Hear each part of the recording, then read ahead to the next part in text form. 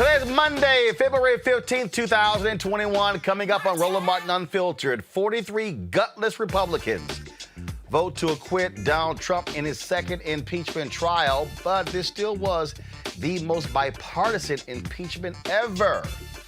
We'll talk about that. Also, I'll talk with Reverend Dr. William J. Barber about the Poor People's Campaign's fight for $15 an hour minimum wage. Also, the family of Dijon Kizzee, who was shot and killed by police in L.A., they have filed a $35 million claim against the L.A. County. Also, the LAPD is investigating its department after a photo of George Floyd with the words, "You take my breath away," in a Valentine's-like format was caught circulating. Also, Phoenix cops were caught on body cam footage saying they wish they brutalized Black Lives Matter protesters last year. In Virginia, Supreme Court has agreed to hear appeals in cases that are seeking to block the removal of a Robert E. Lee statue in Richmond. Plus, I'll speak with rappers Birdman and Benny Boom. Actually, my frat brother was a director about the independent film Tasmanian Devil. Birdman, of course, record label CEO. Benny Boom is, of course, a movie director. Also, we'll chat with author Heather McGhee about her latest book, The Sum of Us, What Racism Costs Everyone and How We Can Prosper Together, which highlights inequality. Plus, we'll show you video of fans lining up in Harlem to attend a public viewing of the late actress Cicely Tyson. It is time to bring the funk on Roland Martin Unfiltered. Let's go. He's got it. Whatever the biz, he's on it. Whatever it is, he's got the scoop, the fact, the find. And when it breaks, he's right on time and it's rolling. Best believe he's knowing. Putting it down from sports to news to politics. With entertainment just for kicks, he's rolling. It's on go, y'all. It's Roland Martin, yeah. Rolling with Roland now. He's funk, he's fresh, he's real, the best, you know he's Roland Martin now.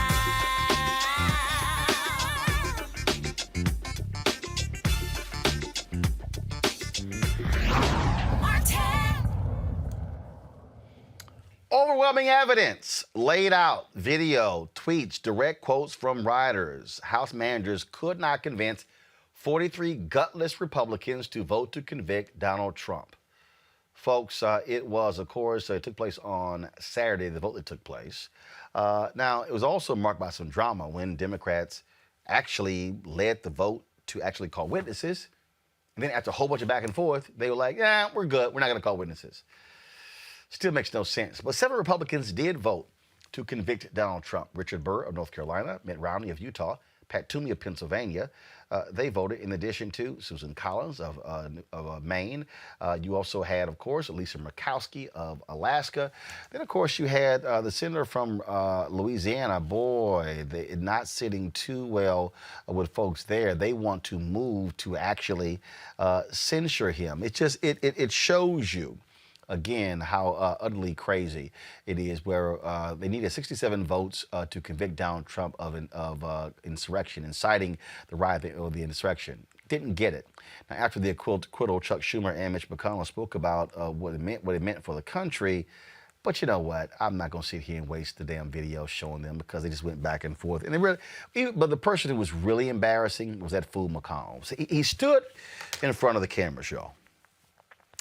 He stood in front of the cameras, and what is outlandish was, oh, how Donald Trump he did this and he did that, but he tried to hang it on process. What Mitch McConnell said to me that was so pathetic, if you will, was that he literally said that because Donald Trump was no longer president, that's why it was moot. Then he said that it wasn't constitutional. But y'all keep in mind, the Senate actually voted. And they approved it by saying it was constitutional. So even after the Senate voted to say the impeachment trial was constitutional, McConnell stands there and then says that it wasn't, but they've already said it was. Then, do I need to remind y'all what happened? The House voted to impeach Trump. McConnell said he would not call the Senate back into session to consider the impeachment.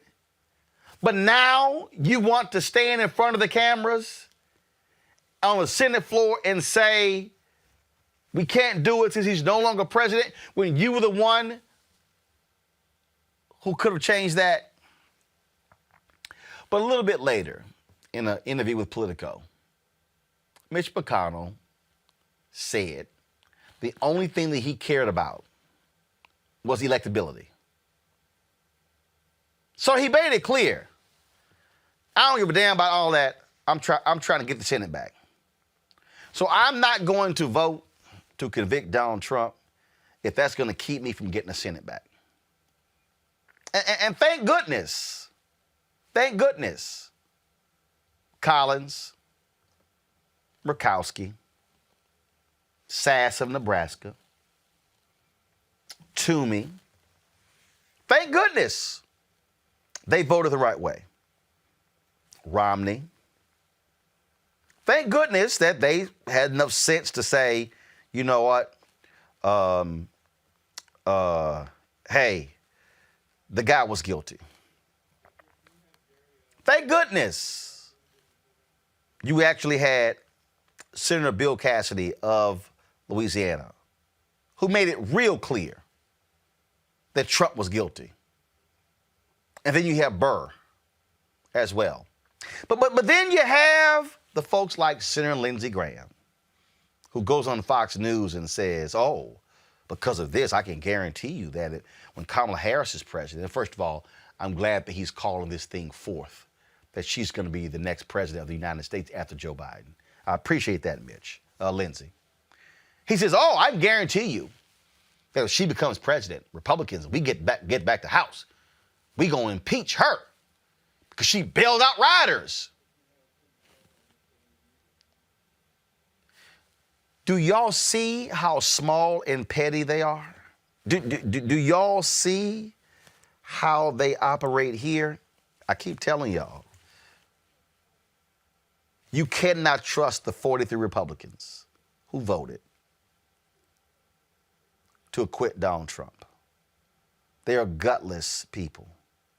They are people who ran for their lives when these white domestic terrorists took over the Capitol, and they didn't even have the credibility to hold them accountable. Break it down with our panel. Avis Jones-Weaver, leadership strategist, joins us. Gary Chambers, who is running for Congress, Louisiana. Dr. Dr. Julian Mavo, economist, president emerita, Bennett College. Avis, it was just quite interesting and I knew it was going to happen. McConnell gives this grandstanding speech. Oh, and the folks in media, mainstream media, they go, oh, that powerful speech that Mitch gave on the floor, it was grossly hypocritical to sit there and just waylay down Trump when you just voted to acquit him by then saying, well, you know, he could really be held liable. He could, you know, in criminal proceedings. And then went on to talk about how that they didn't meet the criminal definition of incitement when a Senate impeachment trial is specifically not a criminal proceeding. In fact, the Senate can write its own rules. They can determine high crimes and misdemeanors, whatever they want to call it. It doesn't have to actually fit a criminal statute or definition because it's not a criminal trial. 43 gutless Republicans cannot be trusted with the security of this country. Absolutely not. You know, if Mitch McConnell had a neck, I would say that he was talking out the side of his neck. But since he is neckless, I guess I can't say that. But what I will say is that they are spineless. They are cowardice. They have made the decision that they will sell their souls, their party, this democracy to the devil in the form of Donald Trump. They've also said, unfortunately, what has been quite consistent throughout American history, and that is that there is never any major consequence, and sometimes no consequence at all. In fact, arguably, most of the time, no consequence at all when it relates to white violence and white pathology. This is one thing that has been consistent for centuries in this nation. And as far as many people like to claim we have come with regards to race, the reality is when you see things like this happen in front of the world, for the entire world to see, it is quite clear that we haven't gotten anywhere near as far as a lot of people claim that we have. It was an excuse. It was a way for him to be able to try to have it both ways and try to get some back into the good graces into those donors that have dumped them. But the real deal is they are not standing up against white nationalism and white supremacists. And they're definitely not standing up for this democracy, which they claim to be leaders within. The thing here, Julian, is, you know, a cop was killed. 2 committed suicide. Another one had his eye gouged out. Another one lost 3 fingers. Numerous cops have been dealing with concussions and other injuries. But the law and order crowd didn't give a damn. They basically said, those white folks were there for us. Yeah, we're good. We'll pass. We'll move along. This is so egregious, Roland, when you look at the loss of life, the loss of limb. To lose your eyesight behind BS is just egregious. But what's even more egregious is that those folks were in that room. They were in that chamber. They know what happened. They experienced what happened. And apparently they have such fealty to that man that they basically, it's like, what are you going to look at, the truth or your lying eyes? And, you know, they denied having to get under desks. The person I really want to hear from, Roland, is Mike Pence. I would really love to be a fly on Mike Pence's wall when he's talking to his wife, because Trump basically called those people out on Mike Pence, his vice president, who had toadied around him for 4 years. And he didn't even give him the courtesy. He tried to make him break the law. And he did not give him the courtesy of, even when the riot was in full force, say, don't hurt Pence. They're shouting, hang Pence, hang Pence. And he didn't even have the spine to say anything. These, as you say, is 43. Let's not even call them spineless. People who have no integrity, no decency, no commitment to the Constitution. They just don't care. And just for the record, as they talked, they kept making false equivalencies with Black Lives Matter. But when has any protest with Black Lives Matter killed an officer of the law, blinded an officer of the law, maimed an officer of the law? So, you know, they just need to go away. Gary, it is really comical, frankly, to listen to any Republican defend the madness of Donald Trump. To listen to them whine and complain, oh, we need to move along. But it's also frustrating to listen to Democrats. And I had a lot of people telling me I was wrong on Saturday when I called out the Democrats. Because I'm sorry, what's the whole point of having a vote to call witnesses? Then you punk out and just say, well, we're going to issue the statement. We'll just read it, put it into the public record. And then they say, well, this was going to drag along and it was never going to convince any Republicans. I could have told your ass before the first impeachment last year that you were not going to get votes. In fact, let me remind people, in the history of the United States, we've now had 4 impeachments. 3 presidents have been impeached by the House. 3. Donald Trump impeached twice. In the 4 impeachments in American history, there's never been a conviction. This impeachment Saturday drew the most votes of the opposing party. 7. You've never gotten close to 67. So even if you didn't call witnesses, to me, you still put them on the record.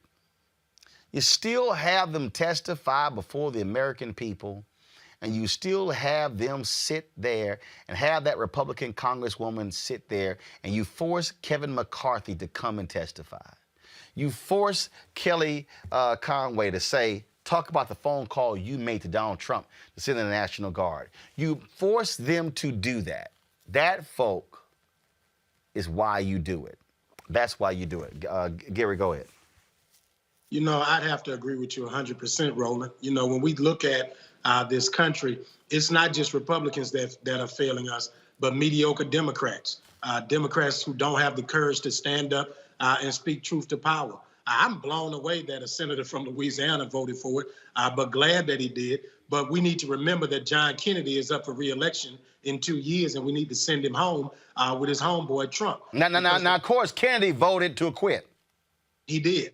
He voted to acquit Trump, and we need to remember that vote and send him home in 2 years when he decides to run for re-election.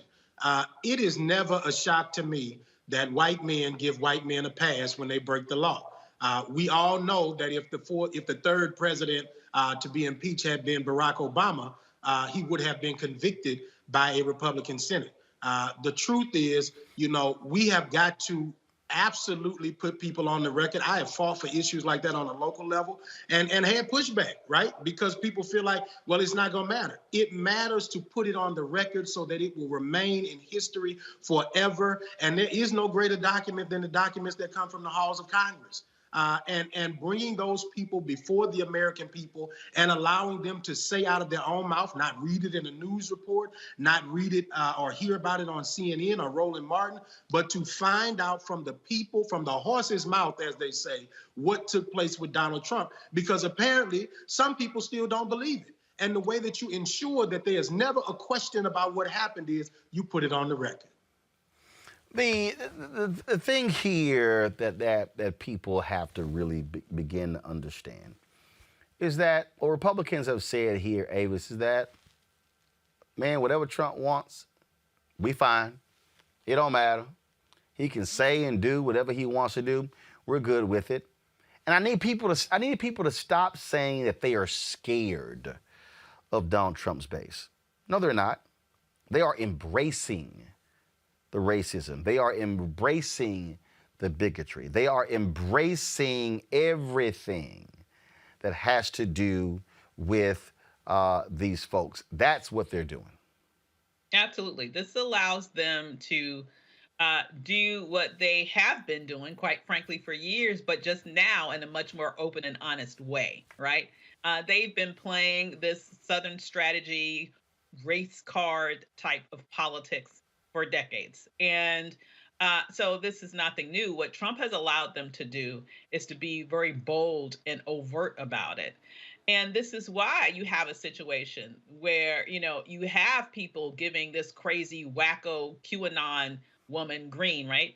A standing ovation when she's having the meeting just in front of her Republican caucus and sitting there and more people really trying to release Dick Cheney's daughter from her position in leadership among the Republicans. You know, it's like the whole Trump cancer has definitely provided a space for this party to finally be what apparently it's been wanting to be for decades. Think about, too, really quickly, that when they had their Republican National Convention, they had no platform. Let's remember, they had no platform. They have no policy planks. The only thing that they promised to do was to do whatever Donald Trump wanted them to do. And it seems as if they are staying true to that creed, even though he has lost the White House, lost the Senate, and has done nothing but lost the House, actually, under his first administration, when he was in office. He's done nothing but been a loser to them the entire time. But they continue to follow him down that path because, as you mentioned, he is singing the song out loud that for years they've been singing behind closed doors. The thing here moving forward, Julian, is that I just keep trying to explain to these people. Dems were like, well, hey, let's move on because if we don't, they're going to drag this out. Do I need to remind people? Republicans spent 37 days impeaching Donald Trump. Excuse me, impeaching Bill Clinton. 37 days. They spent 8 days confirming Amy Coney Barrett for the Supreme Court. This little thing here didn't even last 2 weeks. So all of this, oh, they're gonna drag it out. Let me just help all y'all people who were criticizing me. They gonna do it anyway. Julian, the Republican Party is going to obstruct the Biden agenda anyway. You didn't earn no goodwill with Republicans by ending it on Saturday. No, you didn't. They are going to obstruct anyway. Well, my sole disappointment, I think that the Democrats did a really great job. And I adore Jamie Raskin. I think he's brilliant. But my sole disappointment was that they didn't call witnesses. They could have called witnesses. Witnesses would have given texture to this whole thing. And so to sort of blink at the last minute, after having done such a great job of laying everything out, the tweets, the speeches, all of that, I mean, it's sort of like, where's your spine? But, these Republicans have, as you said, they're going to give Trump whatever he wants. They've already started obscuring and blocking the Biden agenda. Nancy Pelosi has said that she's going to send the Raise a Pay Act. It's called, Raise a Wage Act of 2021. And they've already talking about they don't want to pass it. Most of those who say that come from southern states, that many states, about 26, have a minimum wage that's higher than $7.25, which is a federal minimum wage. DC is 15. Seattle is 15. Washington State is 12 and change. So many states do have a higher minimum wage. But the southern states especially, and not only southern, there's some Midwestern too, they're still at $7.25. And these senators are saying they're going to block it. Now, remember, Biden said when he was running, he supported, the fight for 15. He supported $15 an hour. So this gives these folks an opportunity to clown. But I know you have Reverend Barber coming on, and I know he's going to break it down. But as he puts it, the majority, almost half of all Americans, are living in poverty. Even when the minimum wage goes up, Roland, I mean, it goes up, if it passes, it goes from the $7.25 to $9.50 this year. And eventually it gets to 15. But if you look at it, people who are making $11 an hour in 2022, unless they have two earners working full-time, full year in the household, they're still living below the poverty line. Now, these Republican senators have constituents who are living below the poverty line. So what is wrong with them? And the answer is that man, 45, has unleashed basically a racial rage with these white folks who are poor. And they seem to think that somehow Black folks have taken something from them, that the elites have taken something from them. Who's taken something from them is that president and the United States Senate. The point here, Gary, the Republican Party has no plans to cooperate with Democrats. None. We are about to see massive obstruction. So if Democrats want to play ball, you better start playing hardball, not beach ball. It is absolutely laughable to me that every time a new election passes, that we have people who believe that Republicans are going to start working together. The sister gave the facts as it is. The worst states in this country are ran by Republicans. Yet we continue to allow them to run around pretending that they have solutions to America's problems. Louisiana ranks 50 in the nation, Roland. We rank 45 in healthcare, 47 in education, 50 in opportunity, and we rank 50 in crime because we rank 50 in opportunity. And our state legislature is ran by Republicans, and we only have one black Democrat that represents us in Congress. So when you want to talk about failing policies, I'm telling you, as someone who lives in the worst state in America, that Republicans are failing the people that they represent. The question is, when do poor white folks wake up the way that Fred Hampton got the white folks in the Appalachian Mountains to see that they're screwing you too? They're not just screwing us. Don't think that when they decide to not give you a higher pay, that's just impacting black folks. That's impacting poor white folks too. You know, and unless you recognize that these policies don't serve you, you'll continue to vote in a way that doesn't serve you. More importantly, though, when you look at that, you have to recognize that the reason the government takes care of so many people in social services is because Republicans refuse to do the things that help us build a just and equitable economy.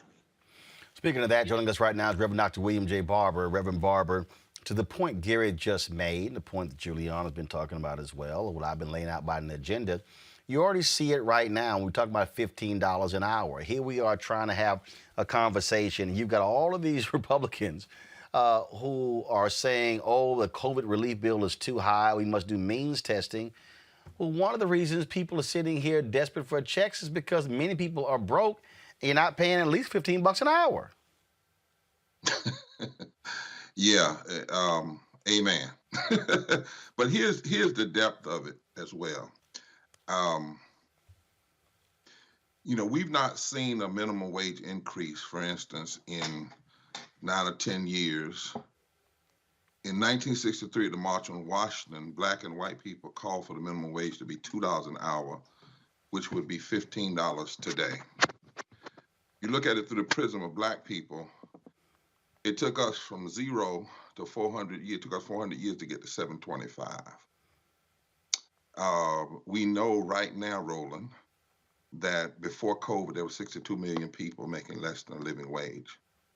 We know right now that if we raise the living wage immediately to 15, it would lift 50 million people out of poverty and low wage and pump $300 and some odd billion, over $360 billion into the economy.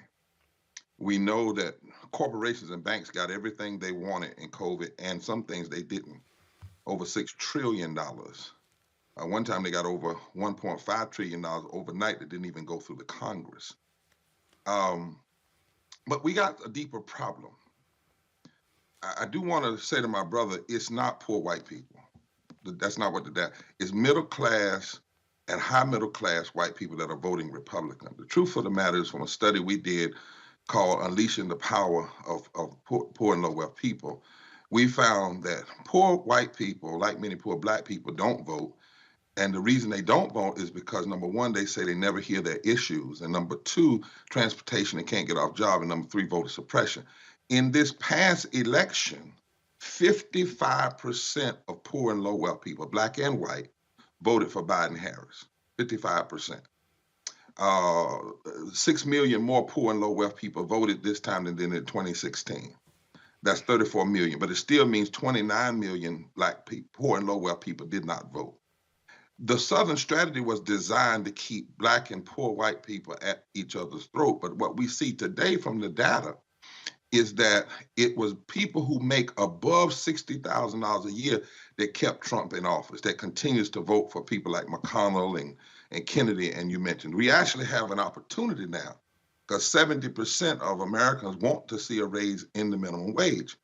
You know, we have to agree, like Fred Hampton and others and Dr. King was doing. We have to actually go to that community and organize. But here's the lick on this. Right now, and some people, Roland, not gonna like what I got to say, Republicans aren't our problem right now when it comes to 15. Democrats have the House, they have the Senate. In the COVID bill, it has... And the White House. Huh? And the White House. You got all three. Let's leave Republicans alone. Now, we already know they're going to block it. The question is, are Democrats going to push? And Democrats in the Senate, we were just in West Virginia today challenging Joe Manchin. We had white folk from Fayette County, West Virginia, and black folk from Charleston. because Manchin came out and said he wasn't for 15 being in the bill. He's from West Virginia, where 50% of the workers in West Virginia make less than a living wage. 352,000 people. He's a Democrat. The two Democrats in Arizona are saying, well, we don't know if we're going to support it. The one in Montana. If all the Democrats have to do is stay together now. Now they're saying, well, the parliamentarian may rule against it. Well, first of all, that hasn't happened, so stop saying that and put the case together to make sure the parliamentarian doesn't rule against you. But even if they do, guess what Republicans have done when the parliamentarian ruled against them on tax cuts for the wealthy in reconciliation? They overturned the parliamentarian. All it takes is a simple majority vote to overturn the parliamentarian. It might, in some cases, it may only, we're checking this fact now, it may only take the vice president to do it, one vote. So the question in this moment is whether the Democrats, and we've said this to Schumer, we've said this to Manchin, do not talk to us about racial equity if you will not stay with raising the minimum wage in this bill when it will affect 45% of Black workers. 45% of Black workers make less than a living wage. Don't talk to us about racial equity if you don't raise the minimum wage, which today is as big as the Civil Rights Act, as big as the Voting Rights Act, it's as big as the New Deal. And that's the thing we have to be talking about in this moment. The people who have suffered the most in COVID are poor and low wealth workers who went to work first, who got infected first, who got sick first, who died first. We said it to the Black Caucus. It ought to be number one. We're not voting for nothing if you don't keep 15 in this bill. It's 400 years too late. 400 years too late. And right now, the issue is not what Republicans are going to do, because we know what they're going to do. The question is the Democratic caucus that ran in this past election declaring that they were going to do three things if they didn't do anything else. They were going to raise the minimum wage to 15, they were going to address systemic racism, and they were going to expand health care. Now you have the power.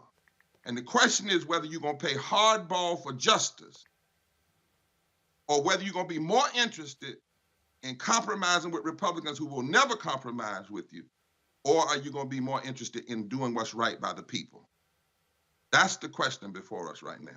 And that's where, frankly, the challenge comes in when it comes to how do you mobilize and organize folks. And that's what y'all are doing there when you lay out right there. Mobilize, organize, register, educate. Yeah, that's exactly right. That's why today I would have been in West Virginia, Roland. You know, I told you I was going except for the ICE, but we're going back again. We had thousands of people on, Black, white, brown, all together, putting pressure. I was told, well, you may not want to go down and put pressure on Manchin. Why? Why not? They said, well, he's not like McConnell. Well, prove it. That's the thing that sort of just drives me crazy. This notion that, well, just don't say nothing. You know, I had some Black people literally ask me, you know, when I was posting Where's Nancy, because I sat there and I watched Speaker Pelosi. She on MSNBC 3, 4, 5, 6, 7 times a week. I see her going on CNN. I was like, well, she don't do no Black media. So we sat here and we began to, you know, call the office. Not available, not available, not available, not available, not available. Not. So finally I was like, was she available in the next week, the next 2 weeks, the next month? She available in the next 2 months. So I sent an email last week, and the Black girl, the sister who works in the office, you know, and she said, well, she's not available. I said, well, give me a date she available. Mm-hmm. I'm still waiting. When I called Joe Madison, he said, I've been trying to get on for years. He said, I'll stand right here with you. So I put that on social media as well.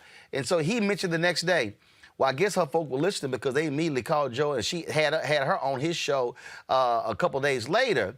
And he said, Roland, she would never came on my show. It wasn't for you starting this whole deal.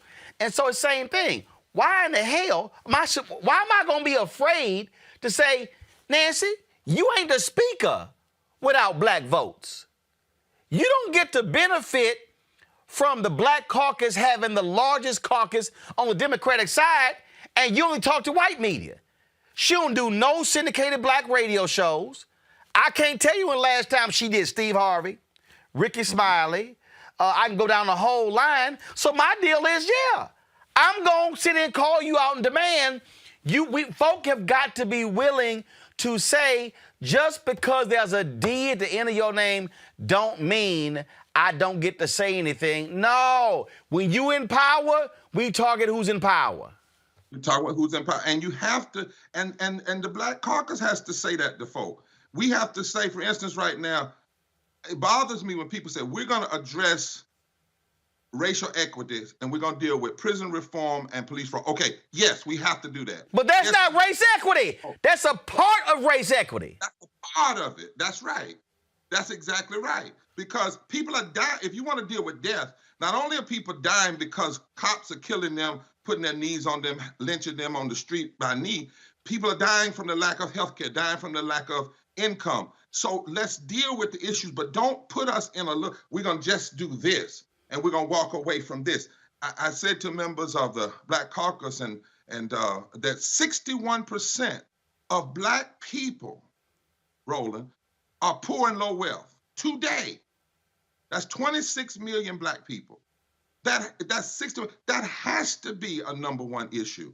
And so when it comes to this COVID bill, no African American should say to Senator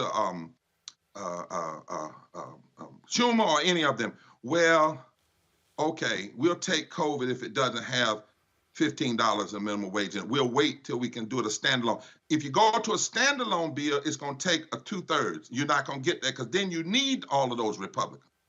You know, it's just we can't be fooled on this stuff. We got an opportunity to do it now. It needs to be done now. And guess what? It's beneficial. The Economic Policy Institute says if we do it, it will actually speed up how quick people are able to come out of poverty and out of this COVID recession. Somebody said it'll cost 1 million jobs. You know what the truth is, Roland? It may cost $1 million over 10 years, but if you had Juliana on, she could tell you, but the measurement they don't talk about is how many jobs it will create. How many jobs it will create, how many families it will lift, how much money it will pump into the economy. But we have to stop capitulating and saying, well, you know, don't criticize certain people. Yes, we're going to criticize you. And yes, we're going to challenge you, whether you're Black or you're white. And white and Black people and brown people are going to do it because these are matters of life and death. And I don't know how in the world somebody can justify what, you know, billionaires have made almost $1 trillion since May of last year in the midst of COVID.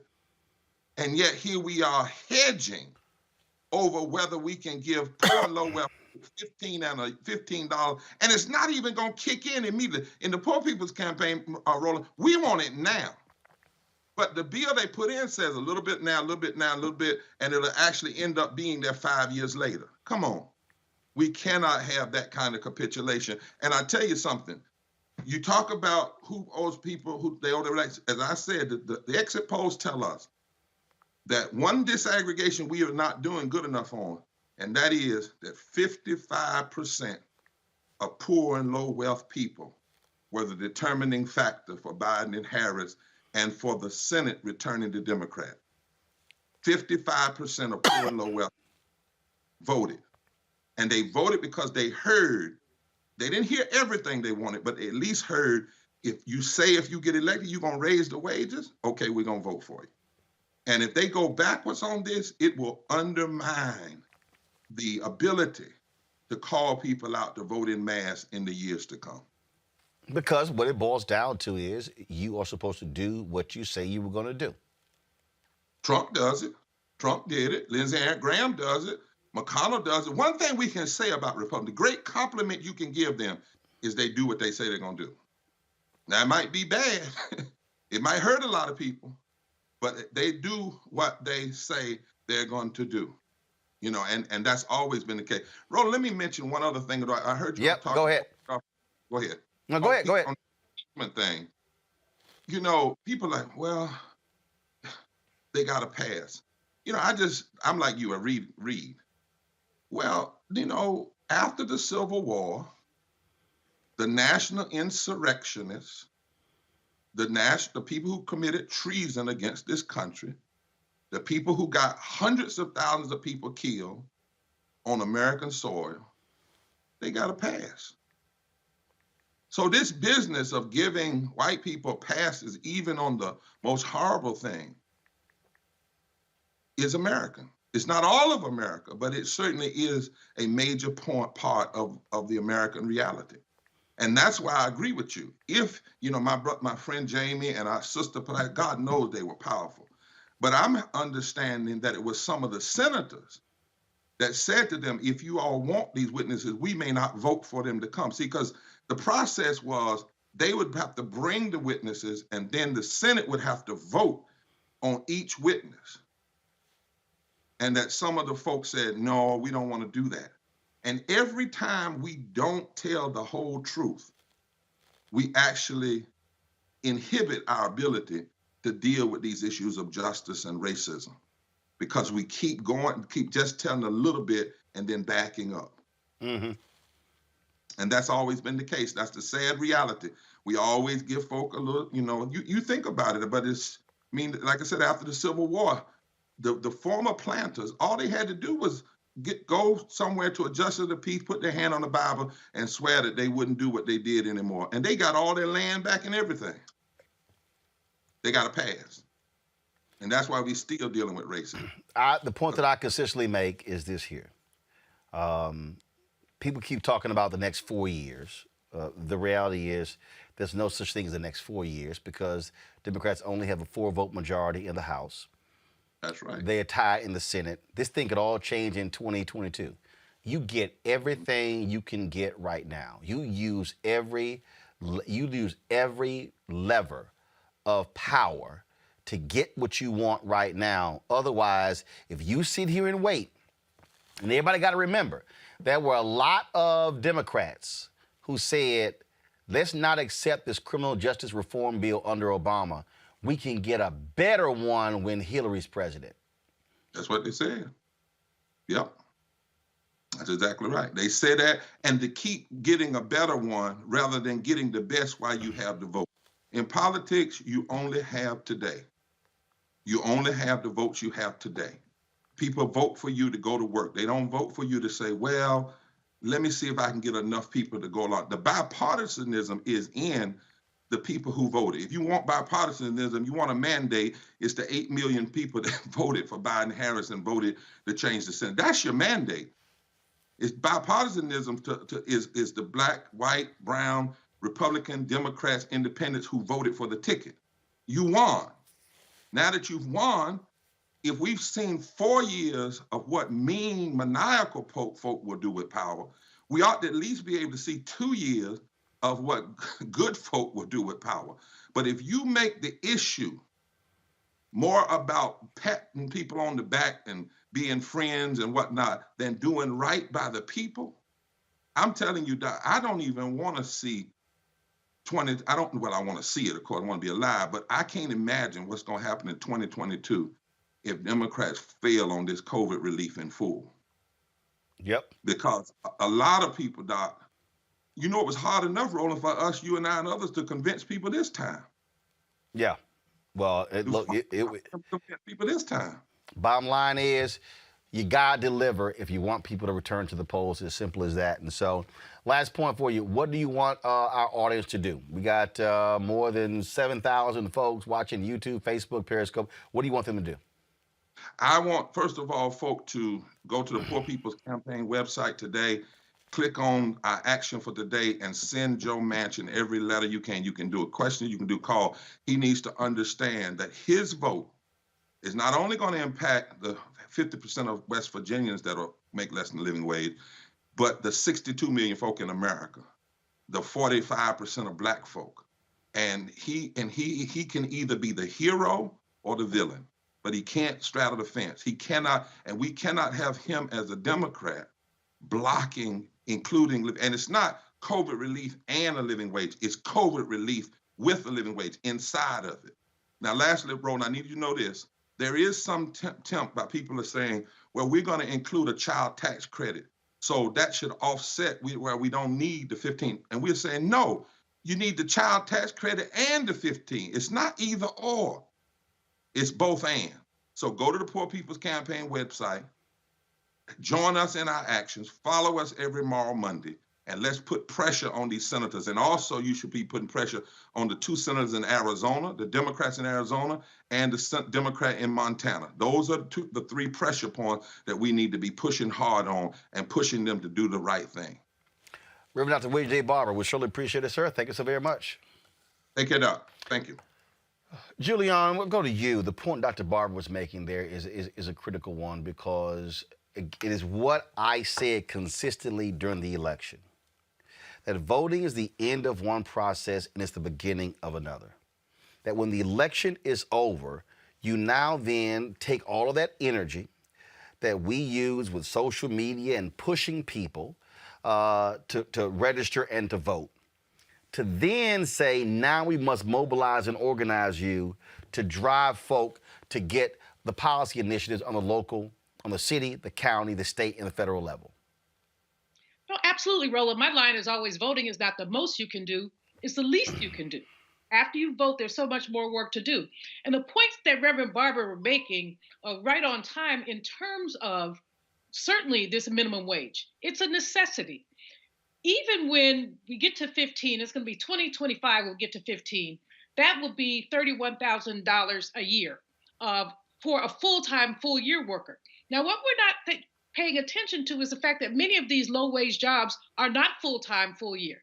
You know, people might get 30 hours. They might get 26 hours. There's no consistency in any of that, which is why there's another piece of legislation called the PRO Act, the Preserving the Right to Organize, that will allow people to join unions. There are lots of exceptions to that right now. What's his name, who just left the presidency, weakened the National Labor Relations Board. So the PRO Act basically attempts to restrict it. Go ahead. But in any case, the challenge here is that we're looking at folks who are indifferent to poor people. As Reverend Barber said, people made $1 trillion off COVID. People in many, many ways. And so there are people who, they don't care whether COVID is over with or not. The child credit is a good idea, but it's a good idea that's separate and distinct from this legislation. It was a good idea all along. What COVID has taught us is how vulnerable our children are. When we look at young people haven't been in school, young people depressed, young people haven't had social interaction. So, but the child care credit does not fix all that, and the child care credit must be separate from COVID. But this is also why, Gary, you got to have all these organizations who's sending out stuff, constant emails or whatever.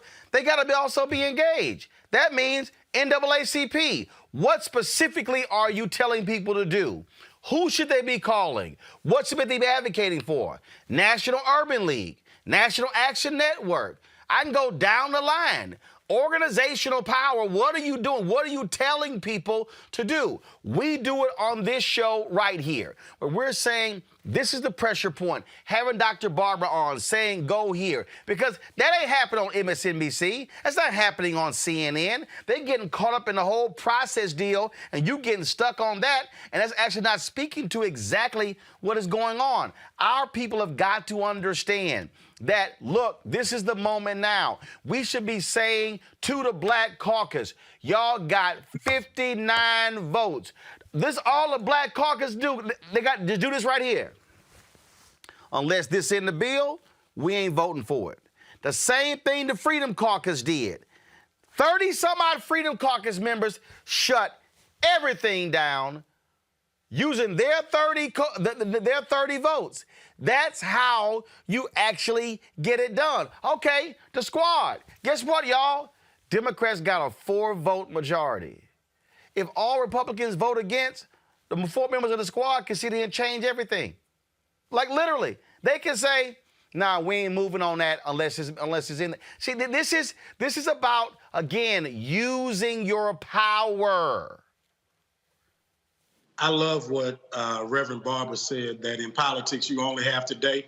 And Roland, one of the reasons I'm not a member of a bunch of these legacy organizations that you mentioned is because every time I was showing up in my community to speak truth to power, typically they weren't there, or they were counting on who was on their donor list that they were going to piss off if they showed up. And so I don't care about those types of things. You have to do the work that serves the people while there is still day.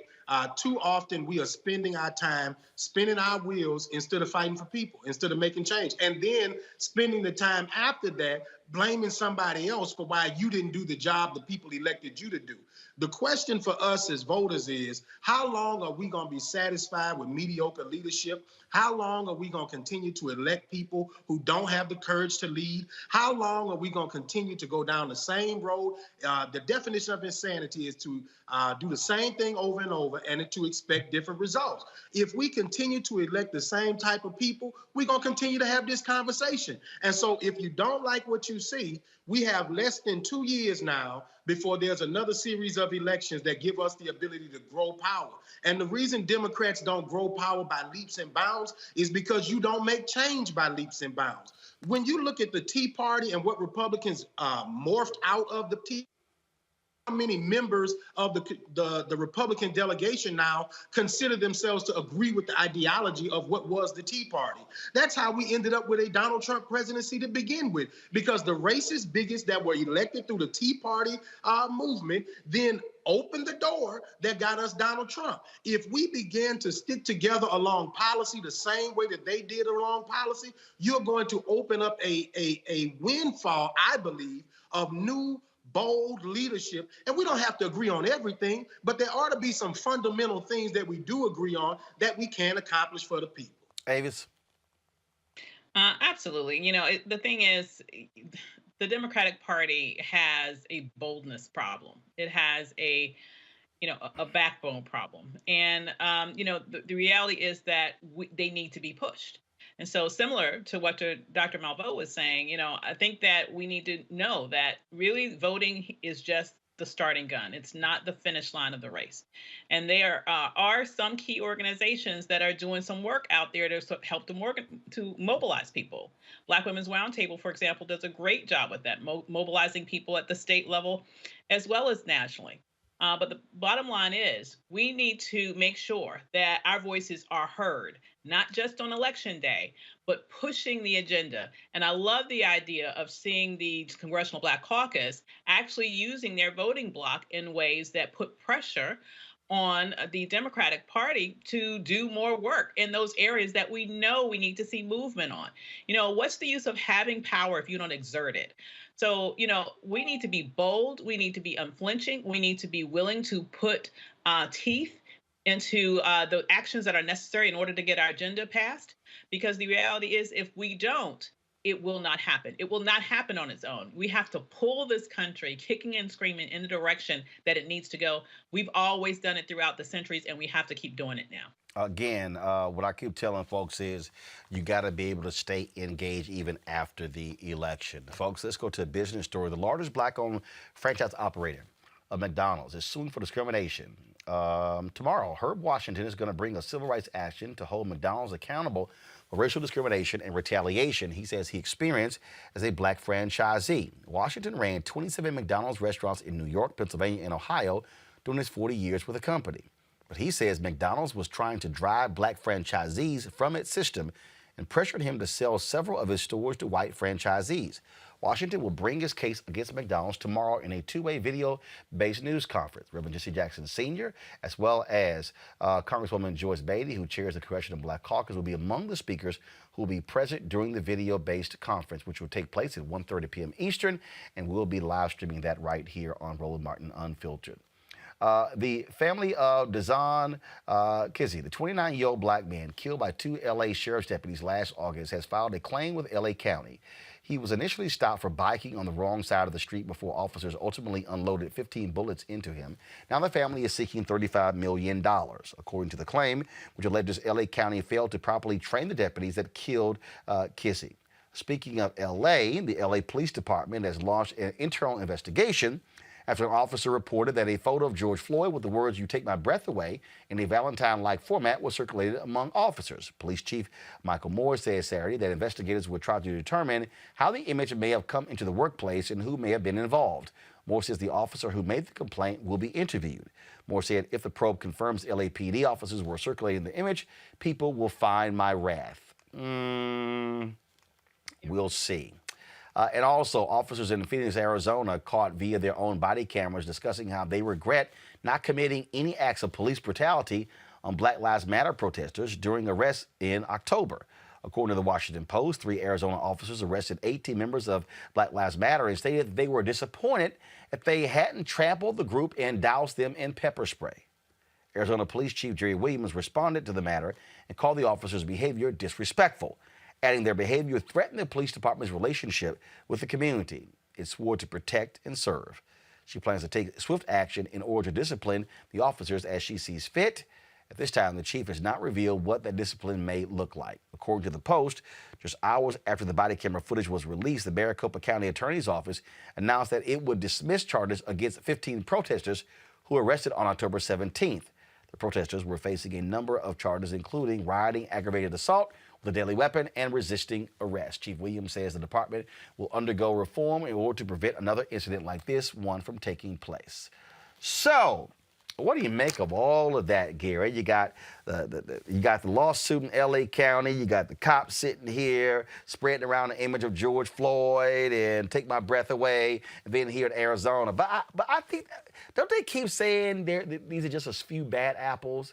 It's amazing how you just keep having bad apple after bad apple just roll on out. You know, the part of the quote that we never finish is a few bad apples spoil the bunch, right? That the whole bunch is probably bad because we never deal with the bad apples that are in there.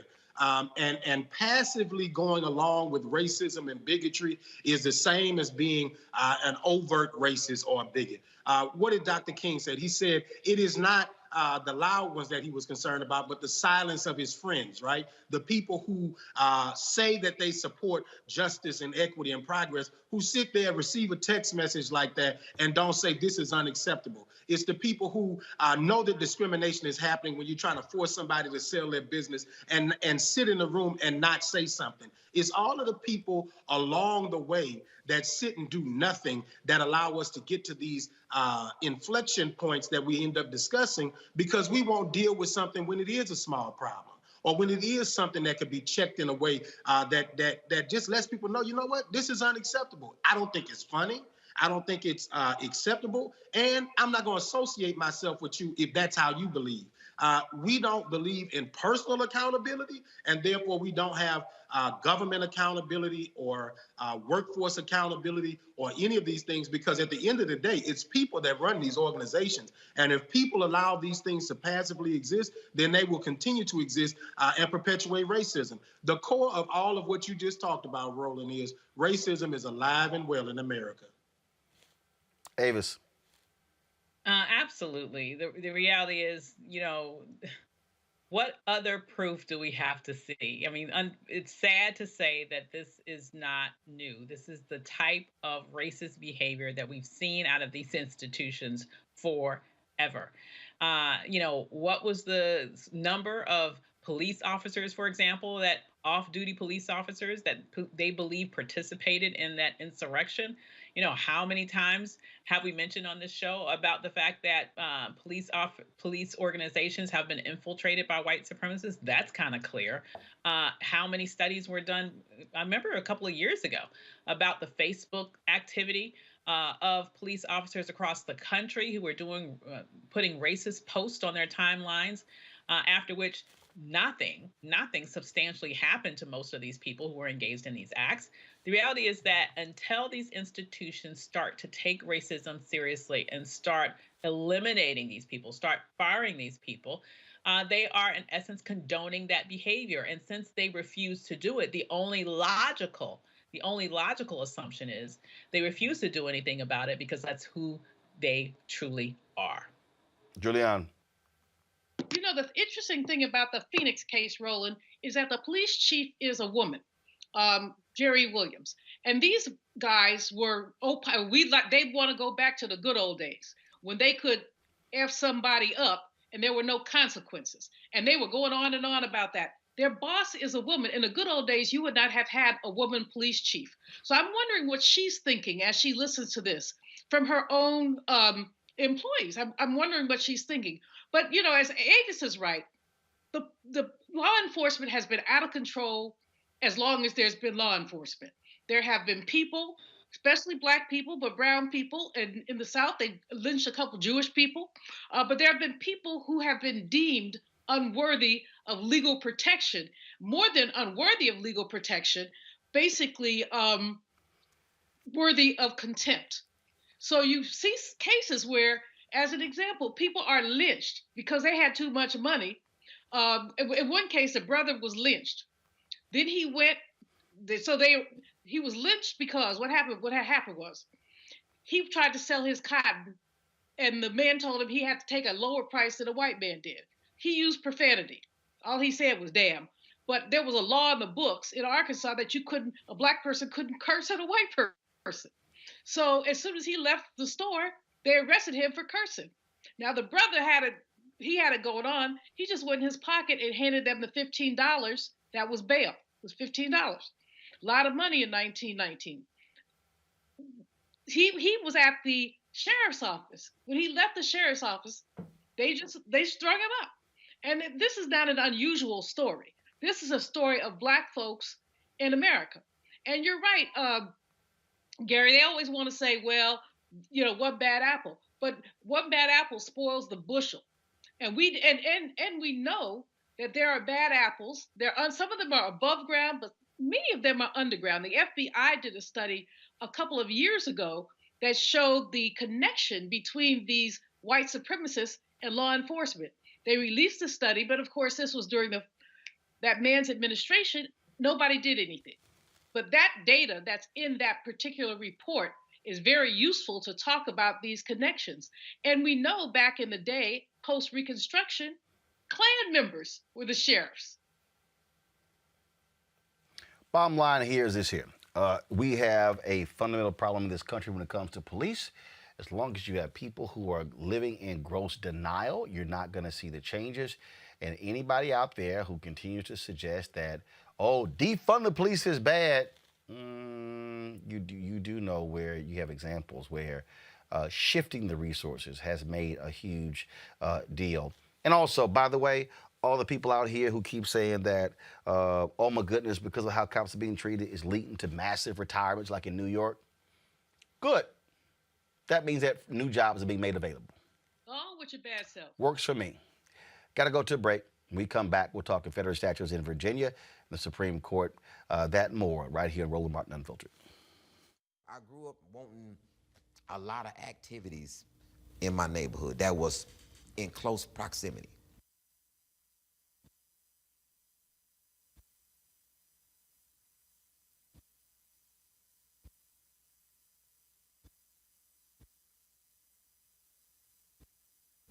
Hi, everybody. This is Jonathan Nelson. Hi, this is Cheryl Lee Ralph, and you are watching Roland Martin, Unfiltered.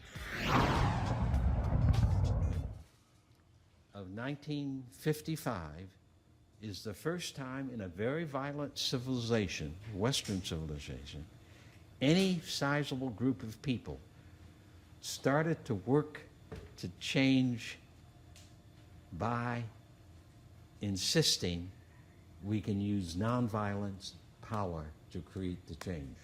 Gandhi said that nonviolent power, the power of life, is the greatest and most creative power of the universe. And that if we human beings turn away from conventional wisdom towards using the gift of life, which is ours at birth, we would be surprised what the future of the human race will look like. Carl Payne pretended to be Roland Martin. Holla! Hi, I'm Chaley Rose, and you're watching Roland Martin Unfiltered.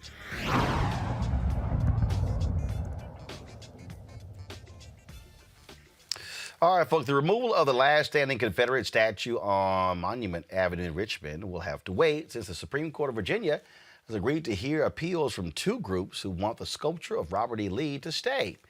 After protesters demanded it be taken down last summer, a circuit court ruled that Governor Ralph Northam could get rid of the mammoth Confederate general statue, but he'd have to wait to allow for an appeal to the higher court. A date has not been set for the hearings, though the governor and the attorney general appear to be committed to removing the symbol of Virginia's racist past. It's always amazing to me, Gary, to look at these people who fight to keep these monuments. But these are the same people. They'll fight like hell when it comes to reforming police. They'll fight like hell when it comes to deal with $15 in minimum wage. The reality is this is a desperate attempt to continue to have these symbols of white supremacy in this country. And in fact, I mean, yesterday I was driving back from a respite in the hills of Virginia, and I'm coming in, and they had this, the offices of Stonewall Jackson. I'm like, why in the hell would I want to go see the offices of a traitor to the country who's a Confederate general? But again, you're Virginia, you're driving on Jefferson Davis Highway. All of these monuments to these folks who committed treason. You know, it's like the people who just stormed the Capitol, right?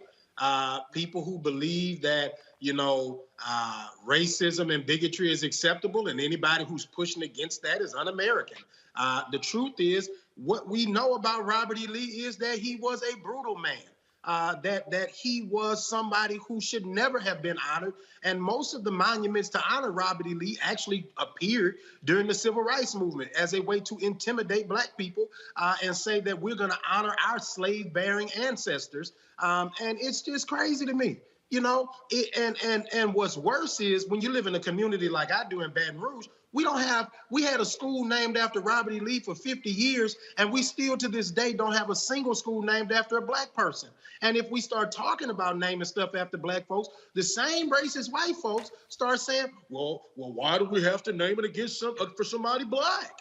You know, and it's like, you know, you didn't have a problem with your loser grandfather having a building named after him. You didn't have a problem with your losing uncle having a building named after him. You know, I didn't know that America was so fascinated with naming stuff after people who lost. You know, like they were literally losers. And hundreds of thousands of people died as a result of this. And we sit here and act like these people were somehow honorable. They were disgusting human beings, and we should erase their names from anything of honor in this country. They were white supremacists, though. They were white supremacists. And what, you know, the Robert E. Lee statue that was put up on Monument Avenue, I think it was the Daughters of, I don't know, one of those women's groups. But anyway, they basically had the legislature pass something that said in perpetuity that statue would stay there. What they're really doing is clinging to their racist ancestors and saying we want racism to be a permanent part of what exists in this country. Robert E. Lee, as you say, horrible human being. But I drove down Monument Avenue a couple of years ago, and I was stunned at the size of the statues and how many they were, about who, you know, it's chilling. In the South, some people still think the South won the Civil War. I kid you not. You mean the lost cause? That little theory. But Roland, in schools, some people will actually teach that. And I mean, I had to fly down to Atlanta one time because my godchild got a little trouble with the teacher who basically said the South won the war. And I said, well, you know what? Let me go see this woman and see what's up. And she was able to retract herself. She was a 26-year-old who didn't know anything. But that's not the point. The point is this mythology is repeated and repeated and repeated. And that's how you end up with Confederate flags at our Capitol. Our country has never said, look, the Confederates lost. They are, as Gary said, they're losers, you know, and they were brutal. And they were able to get away with all kind of crimes after Reconstruction. So why are we honoring them? Lots of these things, Roland, they weren't relics of the Civil War. They went up post-Reconstruction, like in the 1890s. And the Southern flags that have that Confederate symbol on them, they changed those flags in the 1950s and 60s as the civil rights movement gained momentum. Avis, it is just quite interesting to watch these people at work with their defense, and again, what they're so afraid of. They're so afraid as we become a more diverse nation that we'll just start making our own determination as to what goes on and say, you know what, your white symbols, they got to go. Yeah, and they should. You know, I spent some time in Germany a couple of years back, and one of the things that I found particularly interesting about that nation was the degree to which they are fervently against any level of celebration of Nazism. You would not have a statue to Hitler, for example, in Germany. You can't even fly a swastika in Germany. You know, they have very strict laws against celebrating any of the atrocities that occurred in that nation around the Holocaust. Yet here in this country, we continue to have this romanticized notion of these people who were brutal, who were murderers, who were traitors against this nation. I mean, there's no other way to interpret what that was. It would be analogous to having Hitler celebrated in Germany. This is what we do when we have a huge monument to a Robert E. Lee, someone who was the head of a revolting force against this nation. He was a traitor and as well as a loser. And so it's really quite interesting. It's really quite interesting that on the heels of having this failed coup attempt, where the Confederate flag for the first time in history was able to make its way into the Capitol Rotunda, here on the heels of that, we have people fighting to maintain this place of honor for this dishonorable man when it comes to the history of this nation. You know, if the Confederacy would have won the war, then okay, have the darn statues, but you lost, but you didn't. So he needs to come down. Speaking of these relics of the past, and you know, this whole idea of losing things, I could not help but think about poor little Nikki Haley, former governor of South Carolina. She served as ambassador to the United Nations under Donald Trump. And what I found to be really interesting is that Politico did this big piece on her where they were, you know, oh my goodness, where she's disavowing of Donald Trump. And she had all these things to say about Donald Trump. I'm going to read some of those things to you, but I need to remind you what poor little Nikki, what darling Nikki was saying just 1 month ago, really about 3 weeks ago, regarding the January 6th uprising. Watch this. The actions of the president post-January 6th post-election day were not great. What happened on January 6th was not great. Does he deserve to be impeached? Absolutely not. It's so you'd vote against impeachment. Yeah, you'd vote against absolutely. Impeachment. So that's where you would part ways. Just kick him out the door. You would part ways with, for instance, Mitt Romney, who will be voting, it sounds like, for impeachment, to convict. At least it sounds that way. I don't even think there's a basis for impeachment. I mean, the idea that they're even bringing this up, they didn't even have a hearing in the House. Now they're going to turn around and bring about impeachment, yet they say they're for unity. I mean, they beat him up before he got into office. They're beating him up after he leaves office. I mean, at some point, I mean, give the man a break. I mean, move on. If you truly are about moving on, move on. The idea that they're going to do impeachment, that's not going to bring our country together. That's only dividing our country. When will you make a decision? The actions of the president post-January. Darling Nikki. I just want to play that one more time because I want everybody listening, I want you to hear exactly what she says, and then I want you to then read what I'm then going to read. The same Nikki Haley. One more time, darling Nikki, talking to Laura Ingraham. The actions of the president post-January 6th post-election day were not great. What happened on January 6th was not great. Does he deserve to be impeached? Absolutely not. It's so you'd vote against impeachment. Yeah, you'd vote against absolutely. Impeachment. So that's where you would part ways. Just kick him out the door. You would part ways with, for instance, Mitt Romney, who will be voting, it sounds like, for impeachment, to convict. At least it sounds that way. I don't even think there's a basis for impeachment. I mean, the idea that they're even bringing this up, they didn't even have a hearing in the House. Now they're going to turn around and bring about impeachment, yet they say they're for unity.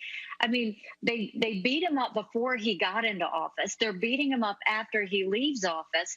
I mean, at some point, I mean, give the man a break. I mean, move on. If you truly are about moving on, move on. The idea that they're going to do impeachment, that's not going to bring our country together. That's only dividing our country. When will you make a decision? The actions of the president post January 6th weren't. That was Nikki Haley. Yeah, the folks at Politico, y'all, did this big story. Big story. And this was the. Let me show you what the cover was. Okay, Nikki Haley's time for choosing. The 2024 hopeful can't decide who she wants to be, the leader of a post-Trump GOP or a friend to the president who tried to sabotage democracy. So all of a sudden, she's being quoted, Avis, as, oh, Donald Trump was wrong and what he did wrong and we've got to move on and like all these different things that she had to say about Trump. And I found all of that to be quite interesting. I just thought it was just kind of interesting that she decided to rip Trump. She said, quote, never did I think he would spiral out like this, Avis.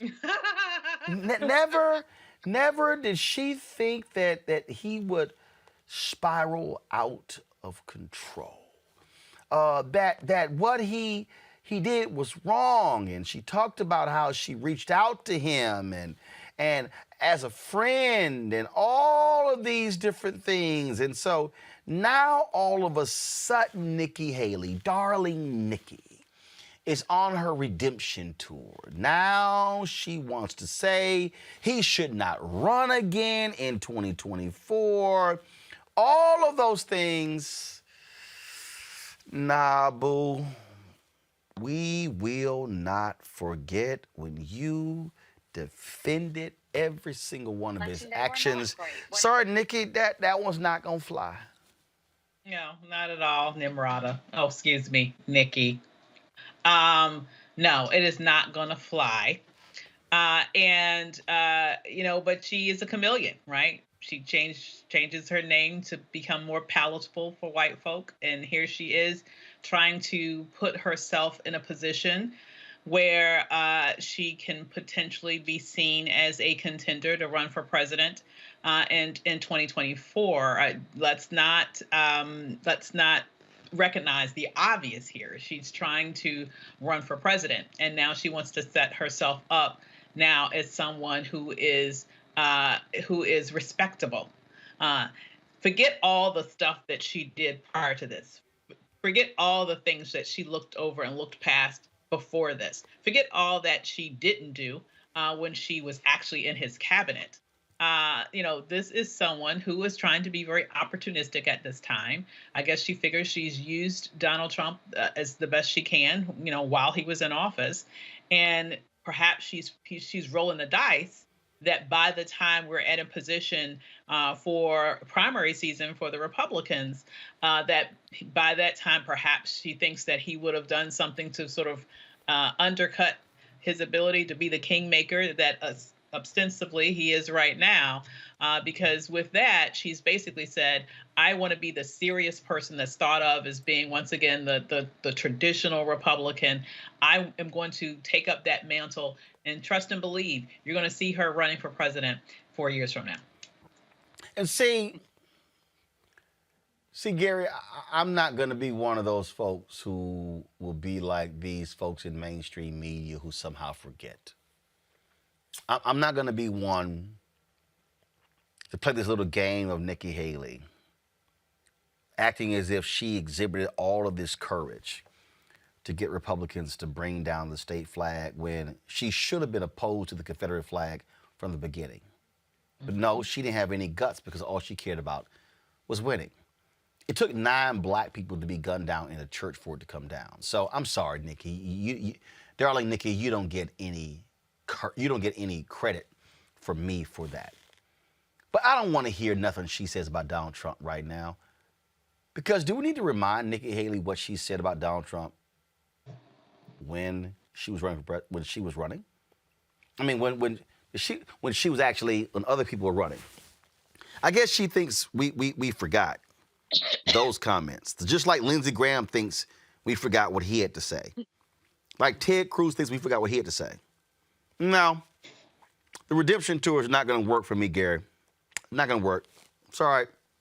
Darling Nikki, we got a problem. We got a problem. And frankly, I can imagine if I was sitting here chewing tobacco, at this point, I would just spit out the moment Nikki Haley's name come up. You know,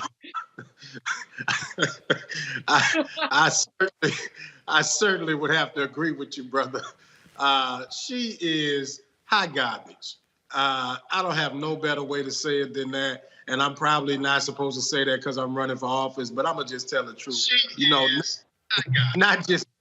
Not just Nikki Haley, but anybody who worked for Donald Trump that's out here trying to pretend that they're so moral now or trying to distance themselves from him. You had no problem being with your homeboy when he was trashing and calling African nation S-hole countries. You had no problem with your homeboy when he was banning people from black nations or African nations from coming into this country. You had no problem when he had a Muslim ban while you were the secretary to the UN. You had no problem when he was locking little children in cages. And so since you had no problem with all of those things, just know that we ain't never gonna forget. We ain't never gonna forget you, nor Ben, nor Mike, nor any of the trash folks who worked for Donald Trump and went along with him for the last 4 years, because that same trash ideology that he had, you have too, because you gave permission for him to do it by running the agencies for this president. And so I can't say what I was about to say, but I don't care what she does or what they do. I ain't never support none of them, and I hope that our memory is just as long as racism is in this country. Julian, what I need people to understand, like I had some fool out here, Truth Seeker, whatever his name is on YouTube, saying enough with the Trump talk. First of all, we talking about Nikki Haley. We ain't discussing Trump. See, what I need the people watching and listening to understand, Julian, is I need them to be aware of the game. See, the game, and listen to all y'all folk who are watching. Y'all need to understand how mainstream media works. I know how they work. I've seen the game. I've been inside the game. I've watched them play the game. So what they're doing right now, y'all, they are shining up. They are polishing every potential person who is going to run in 2024. And I just need y'all to understand, just so y'all understand, Anthony, go to my iPad. This is the cover story that's in Politico on Nikki Haley.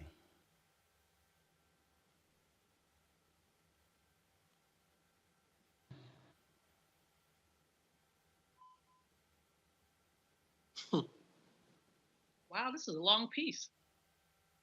Not done.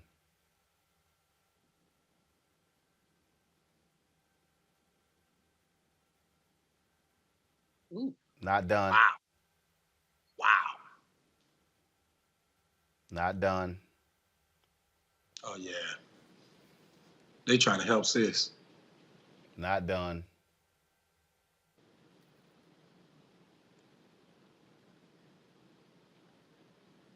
Not done.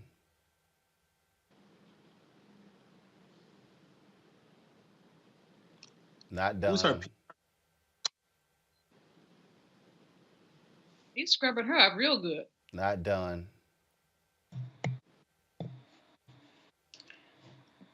Not done. This is the same Politico that had the hit piece after hit piece after hit piece on Kamala Harris, our current vice president.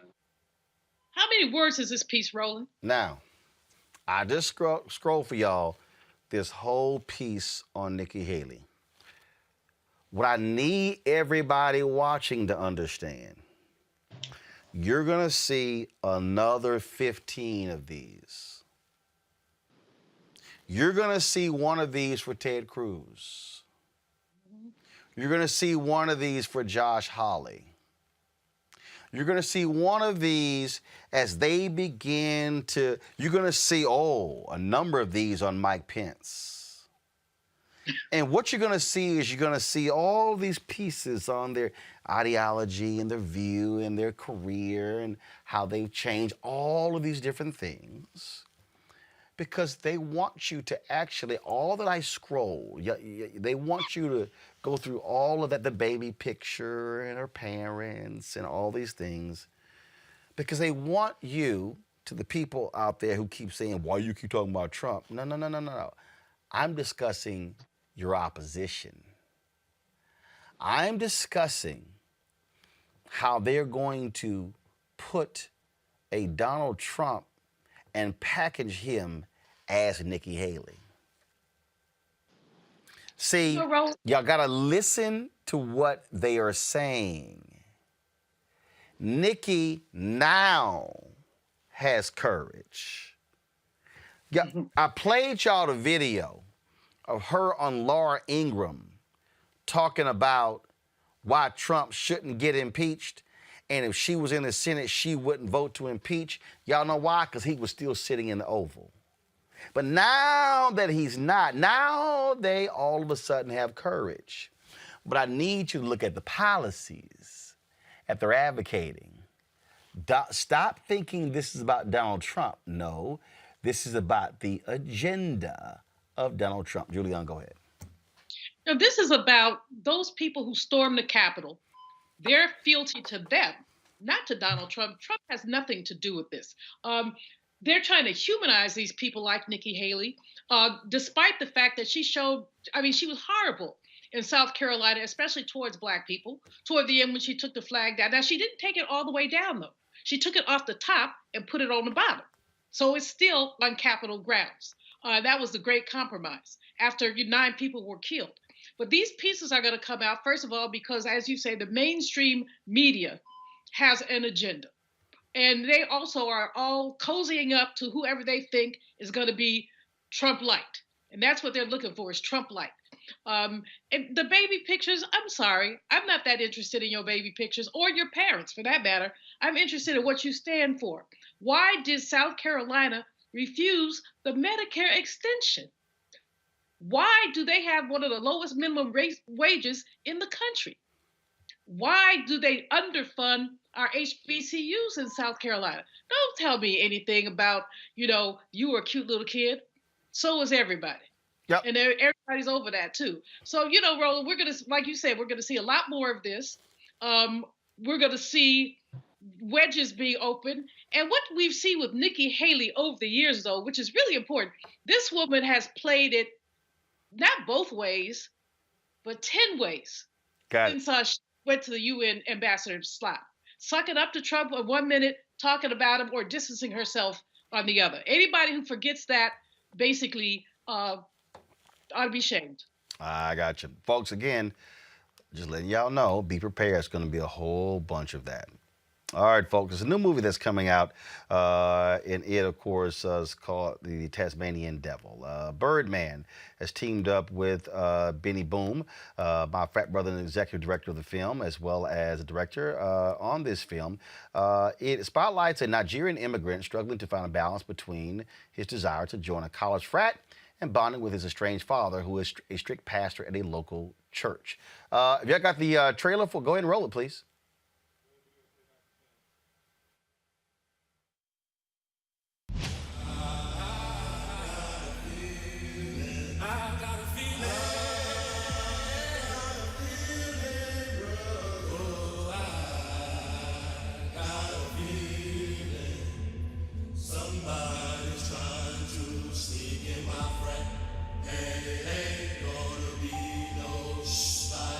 Be very careful of what you allow in your spirit, Dio.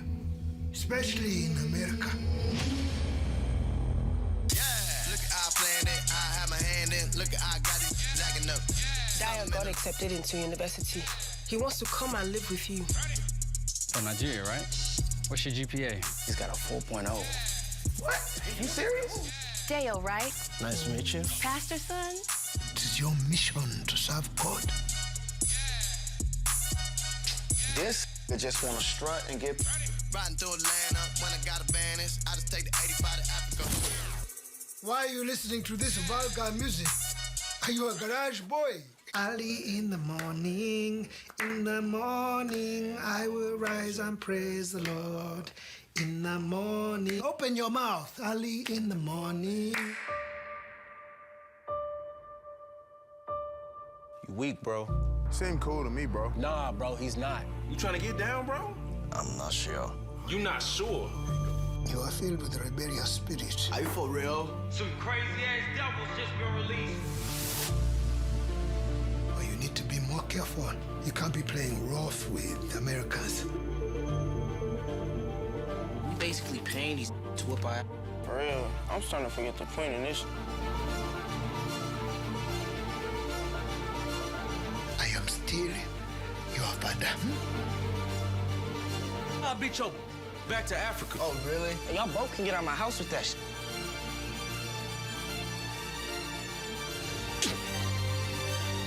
Colt! In my house! You went to join the devil? Don't give me that nonsense. That is on you, not on God. I reject every devilish covenant over your life! I'm calling to tell you I'm sure.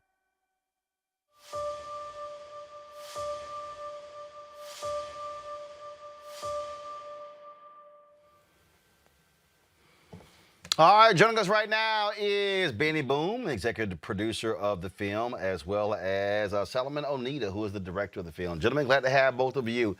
Benny, I know you are Alpha. Solomon, you in the frat? Yeah, Alpha Phi Alpha. All right, smart man. Thank goodness you're not one of those junior groups. So one of those little youth groups. And so this is obviously an interesting angle in terms of the African influence and that perspective. And was it that the cultural piece for this film, as opposed to his father being a strict preacher, that also gave this a different twist, if you will? Yeah, I mean, I think so. For me, you know, when I got the script from Solomon, it was very important to me that if I tell a story or part of a story that talks about fraternity and pledging and hazing, that it take a different perspective. And this film, man, the script just hit me so hard because it not only dealt with pledging, but it dealt with that father-son relationship. And I think that's the core of the film that everybody can connect with. So whether you went to an HBCU or you pledged a fraternity or sorority, you can connect to Dio's journey in this film. Solomon? Yeah, I pretty much wanted to show what it was like for an immigrant culture to like infuse themselves within an African-American fraternity. So I guess the whole point of this was to kind of blend Africa and African-Americans and kind of blend that culture. And what was the basis of the story? The story came from, I guess, my experience as a first-generation American, and then my experience also pledging. It's not my exact story, but as a first-generation American, I've seen many immigrants come to this country and try to assimilate. So I just came up with the idea of like, what if an immigrant, went through this process, and how would that be? And you're from where? Nigeria. I was born in Houston, but I'm first-generation American. And actually, Houston has a huge Nigerian population. I'm born and raised there, so quite familiar with that. Did your family quite understand the history of black fraternities and sororities, or was it a foreign concept to them? It was a foreign concept to them. I'm the youngest in my family as far as my siblings. And so all three of my sisters pledged AKA. And so when I got to college and I said I want to pledge Alpha, it was kind of old news in my household. So it wasn't a big deal as it's shown in the movie. But I remember when my oldest sister said that she wanted to pledge, it caused some problems within our household because my parents didn't understand it, and they thought it was a cult. That's interesting. It's interesting, Benny, because I had a conversation the other day with someone. They were asking me about when I pledged. My brother pledged before I did, spring '87. I was spring '89. And I told him, I said, look, my brother was first generation. We did not have a lot of family members who were in fraternities and sororities. I said, so I didn't grow up, but that was the culture. That wasn't, everyday living. And so it is, if that is not how you grew up, if you didn't have aunts and uncles and cousins and others, you really don't know about that whole world. And so, and I'm quite sure it is an experience for people watching this film who may not realize what that's all about. Yeah, I mean, Roland, I'm kind of the same way as you. I learned about Alpha at 16 years old. In a program back in Philadelphia called Philajob. The person who ran the program was frat. He had just pledged, I think, in fall '86 or '87.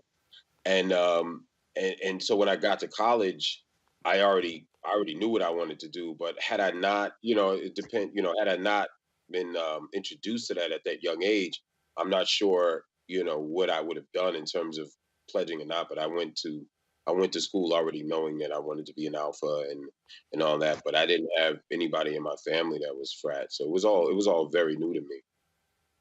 The obviously this film is coming out still in the midst of COVID, and so Solomon, how do you hope folks will be able to access it? Will it be streaming? Will it be in movie theaters? It's currently streaming on demand. You can get it on pretty much any platform: Amazon, Google Play, iTunes. It's everywhere. Just search Tasmanian Devil and you'll find it. And of course, Benny Birdman came together with for this movie as well. So I'm sure y'all are bringing the music prowess to the marketing of this film. Yeah. I mean, Birdman came through, man. The crazy thing is, he was really delighted in the fact that I was taking an interest in a young filmmaker. And aside from him wanting to work with me, we've been friends over 20 years. And he saw the interest that I took in Solomon and his career and in the movie. It just really, really ignited him and made him get behind this movie 100%.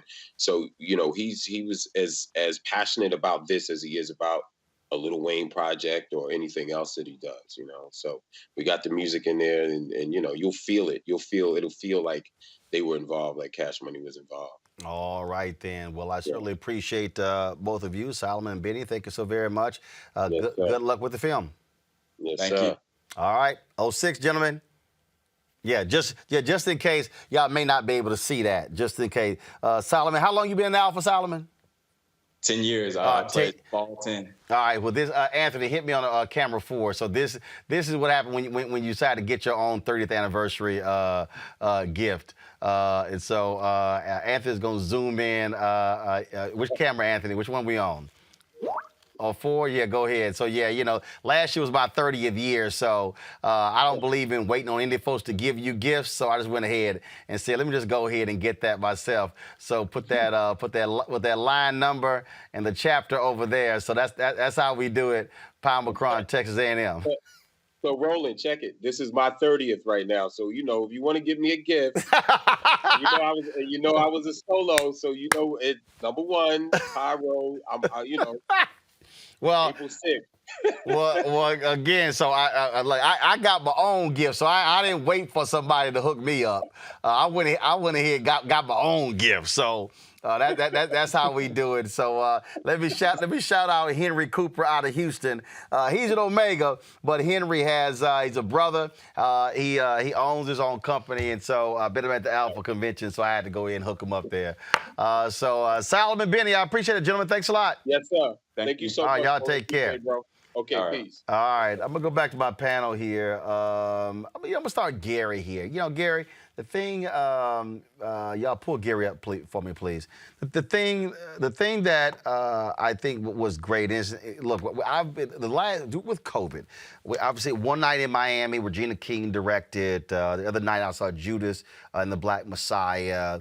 This film as well. I saw the FBI MLK documentary, and one of the things I talk all the time about gatekeepers and how what has happened. What has happened now is that the walls have come tumbling down, and so the ability to be able to get direct access to the consumer, I think, is hugely important. Because I think back, I was last night, The Equalizer. Deborah Martin Chase is executive producer, starring Queen Latifah. And the thing that really jumps out is that, again, no longer having to solely go through a Hollywood studio system, where you can now be independent, where you have, there was a brother, he did a film and it was on Netflix, and for him it was blown away because it was on Netflix, it was now seen worldwide. You see what is happening with not just Netflix, but Quayle TV and other outlets, giving Black creatives an opportunity to show their wares, to reach their audience, but also to still own and control the product. It is so important. It is so critically important. As someone who's produced a documentary in the past and struggled to get that seen by people, you know, the capacity to be able to get directly to consumers in mass form is like completely game changing for the industry. Is completely game changing for so many entrepreneurs out there. Whether you're a filmmaker, whether you're somebody who is, you know, just benefited from so many people shopping online right now, right? The growth that companies are experiencing, the growth that artists are able to experience through this pandemic is important, but it's also a window into the fact that we have got to figure out how to diversify our businesses, make ourselves as nimble as possible, and be able to touch people directly, right? Get in their pockets, get in their email addresses, get in their text threads, and that's how you touch people, because you don't have to check off the boxes of these boards of directors of these organizations that we know don't want to see our talent get shown, don't want to see our artistry or our gifts go and flourish. And so Godspeed to those brothers and all of the people right now who are getting the opportunity to shine. We know that the brilliance of Black people has always existed. Now, because of the streaming mechanisms that exist, it's easier for them to get that brilliance into people's homes. And the thing is, Julian, Gary mentioned, documentary, and as a result of having so many far more options, we've seen an explosion, if you will, of documentaries being done because there's an appetite, and not just that, the Black consumer consuming more podcasts, things along those lines. And so, I mean, the same thing, the success that we actually have, even with this digital show, what is happening is Black consumers and others are saying, we're not getting what we want or what we need from MSNBC, from CNN, from Fox News, from ABC, NBC, CBS. I saw where ABC put this announcement out. They're doing this news magazine type show for 6 weeks. I got the email, and the thing that struck me was it's damn near all entertainment. And I'm like, look, we've got enough of that. But again, having the outlets, having the ability to reach far more people, and in this case, as he said, on demand, you can go right to it, and you're not, so even if you don't even have HBO or Showtime, you now can access the content.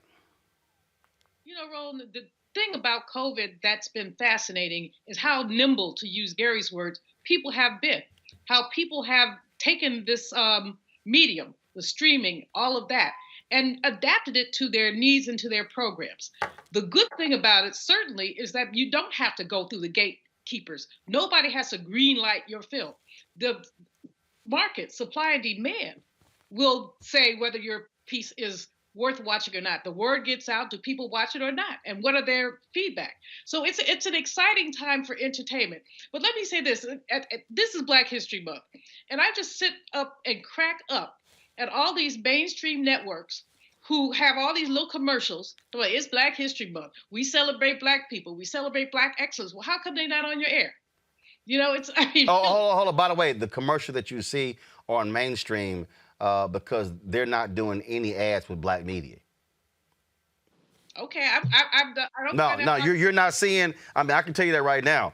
As a matter of fact, it's been quite interesting how they're doing, again, so what they are... you're seeing how what they're doing is they're driving more of those dollars to mainstream media. Because now mainstream media now, Black is now profitable. Black is now it. That's why you're seeing so many other media companies doing Black targeted content.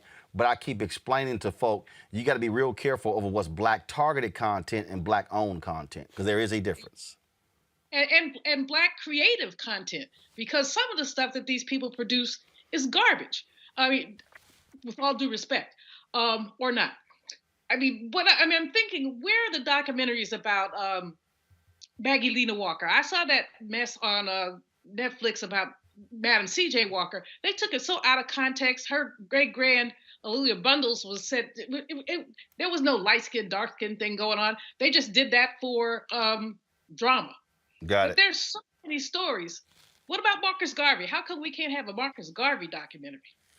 But again, the thing that I keep explaining to folks when it comes to resources, Avis, is that when you don't get the advertising dollars, you cannot greenlight the projects. When you can't greenlight the projects, then it's not there. And so that is one of the fundamental issues that we have. When we are frozen out of the media dollars, we do not have the ability to actually build and grow. And for all the people out there who say, man, we need to stop sitting here worrying about white folks, build it yourself, again, I say to those very people, are you right now supporting Black media?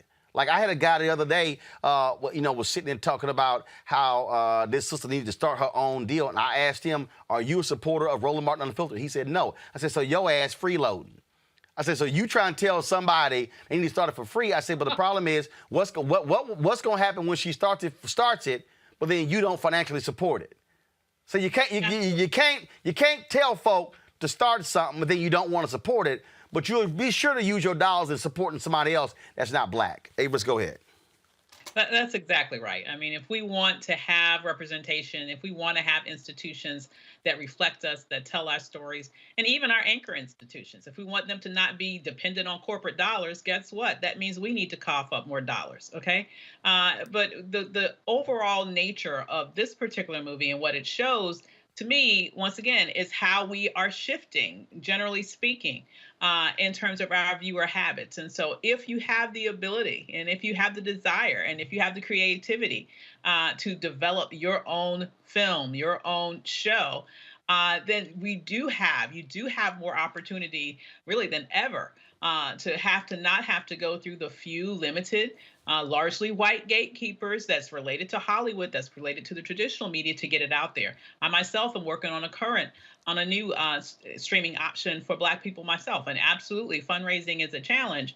But the bottom line is, if that's what's necessary, it's going to be what's necessary, because at the end of the day, it's very important to me that it's authentic, that it reflects our needs, and that it is something that is made by us, for us. And that's really what we need more of today. And for folks who say there's no, oh my goodness, you really have a Black streaming service. Actually, you do. I featured the folks called Quayle TV. I featured them on my TV One show, and so they're out there. So be sure to check them out. Check out their app if you can, because they are, again, one of the service out there providing the kind of content, and it's KWELI TV. All right, folks, we have, of course, actually, I'm going to go to a break real quick. I'm going to go to a break. When we come back, we're going to talk with a book author about her book, a new book on the issue of race. So let's do this here. Cue up Ali Sadiq. I want to hear what Ali Sadiq had to say. We had that clip. So get that clip ready. I want to play that clip. Then we're going to do our celebrity drops, and then we're going to come back and Roland Martin Unfiltered back in a moment. I grew up wanting a lot of activities in my neighborhood that was in close proximity. You know, my mom wasn't always there, so I didn't always have a ride to places. And, you know, you want to be able to walk down the street and get to something that's some food for your soul in your community. You know, I relish, you know, the days of being in Clarksdale, Mississippi, and when I had to go out there and live with my people, they had actually black. Hey, what's up? This is Marlon Wayans. No, it's not Keenan. No, or as some of y'all say, Clignon. No, it's not Damien. It's really, it's not Damien because I do not have a bald head. It's one of the Wayans. It's not Winans because they have been coming up to go, hey, how you doing? I love the Winans. There's no BB and no CC in this family. There's Kiki and Damon. So I am one of them Wayans brothers, or as you may want to call fraternity population. There's the Chinese, and then there's the Wayans. There's so many of us. 7 Wayanses was born during this drop. So you are watching my man Roland Martin, who really is swagged out. I want to give a big shout out to my man Roland Martin because he inspired the generation. He's the one that got Al Sharpton in the gym doing selfies. He got at Reverend Al was like, oh, I see Roland trying to look like he got a little 2-pack. I'm gonna get him one better.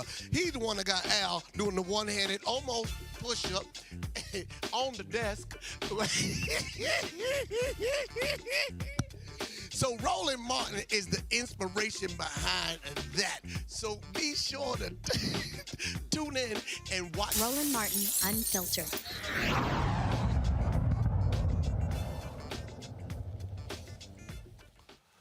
My next guest, Heather McGhee. She is the author of the book, The Sum of Us, What Racism Cost Everyone and How We Can Prosper Together. It highlights the inequality and the lesson that many Americans have failed to learn. Heather, how you doing? I'm so good. Glad to be with you. So let's break this thing down. When you talk about how, again, first of all, there are people who go, okay, look, you keep talking about it. You really aren't impacted by racism. Not really. Yeah. So this book was really aimed at trying to shake America up and say that so many, in fact, truly, virtually all of our biggest challenges, economic inequality, the corruption of our democracy, our inability to fight and tackle climate change, is all linked to racism. And really the loss of the American dream, which of course has impacted white, black, and brown, right? 40% of American workers before the pandemic couldn't meet their basic needs with the pay they were taking home. And that didn't used to be the case. And so, you know, everyone is asking, what happened? Was it the immigrants' fault? Was it the black folks' fault? You know, that's one answer from the right wing. But what I found in a journey across the country, talking to hundreds of people and doing my own economic research, was that racism was driving our country's dysfunction at its root. But for the people who say how, they say, Well, I don't see it. They say, Heather, I don't see it. Well, here's one of the many ways. Take this story that I certainly grew up with, that I'm sure you have your own experience with, Roland, that's really at the heart of the book, which is the story of when towns across the country, and not just in the South, decided to drain their public swimming pools rather than integrate them. Now, we used to have nearly 2,000 grand resort-style pools in this country, and they were built with tax dollars. But when Black people in the 50s and 60s said, hey, those are our tax dollars funding these pools, our children should be able to swim too, what happened? Across the country, Washington State, West Virginia, Ohio, Mississippi, you name it, they decided to back trucks of dirt into their own swimming pools. And in so many ways, that's what's happened to our whole country. We used to build things in America. We used to invest in our people. We used to have the government pay for people to go to college. And now that the country is becoming more diverse, we've drained the pool. And it's this zero-sum mentality that the majority of white people have, this idea that progress for us comes at their expense, that is undermining American prosperity for everyone. One of the things that on this point, when we talk about moving forward, is you got to own up to it. And the reality is, you have a Republican Party that simply says that President Joe Biden is wrong for talking about systemic racism. You constantly had Vice President Mike Pence during the debate with then Senator Kamala Harris say implicit bias just simply isn't real. And so what you have, Heather, is you have white denial in America about the reality of race. Yeah, and it's truly actually killing us. I mean, this is the issue. So many people don't realize that the last time a white majority voted for a Democrat for president was when Lyndon Johnson signed the Civil Rights Act. That was it. He was the last Democratic president to win the white vote. Ever since then, white people have been choosing the party of their race rather than anything that might have to do with their class interest, anything that might have to do with sheer competency. The fact that Donald Trump was able to win the white vote 2 times and that he was then able to turn around and use this, it's not dog whistling, as you know, it's a bullhorn now. Use this language, this scapegoating, this demonizing and distrusting of Black folks and brown folks to get a coalition of white people to vote for an impeached president who lied to them every day. And then to get so many of them to believe his lie that because he didn't win the white vote, he didn't actually, because Joe Biden didn't win the white vote, he didn't win the election. That is the depth of the lie that has a stranglehold on the majority of the white population. I'm offering this book, which is full of stories of everyday Americans of all races. It's full of economic data as an invitation, because I know that Black Lives Matter is the largest social movement in American history, that we have tens of millions of people who took action, and that we have a lot of people who are sitting on the fence, who are white or who are people who are, just have a consciousness where they're not very racially conscious, no matter what their color. And they want to know, can we get to the promised land together? Is it a zero sum? Does progress for people of color, or the fact that people of color are soon to be the majority of the country, what does that mean for people who are not brown and Black? Does that mean that we are going to be treated like Black people were treated when they were the minority, right? Let's be real. That is a key question here. And I think it's really important to call out the fact that Black people don't think that it's a zero-sum game. This is a lie that corporate elites have fed to white people generation after generation, that they need to play defense against our progress, even if it means stifling their own progress. Questions from panel. I'll start with you, Amos Jones-Weaver, for Heather McGhee. Hi, Heather. It is wonderful to see you. Congratulations on the book. I would love to be able to get your perspective on this notion of healing. It is a pet peeve of mine, to continue to see people want to skip over the truth part, right? Skip over the reconciliation part and go straight to healing. With the research that you've gone through and developed in your book, when it comes to solutions, what would you say about this concept that really we just need to forget all that and go straight to healing? If that's not the case, then what should we do instead? So at the end of my book, I do talk about a process that I think could help this country get on the same page so that we can turn it. Let's be very clear here. There is a well-funded infrastructure that is pumping out lies to white people every single day, that wants to deny every single part of the truth of American history. And so there is no progress without truth. That is the most important piece. I would say, frankly, there's no such thing as reconciliation in America. Reconciliation means coming back together after you have been pulled apart. Our country was born apart. Our country was born on the lie of the hierarchy of human value. There's no reconciling, right? This is actually a country that needs to be transformed. And so, do I think that there is a wound in every American soul from the torture, the rape, the lying, the corruption, the distortion, the projection that white supremacy wreaks on everyone who is anywhere near it? Yes. Do I think that needs to be healed? Yes. And do you know what the first part of healing any doctor would say is?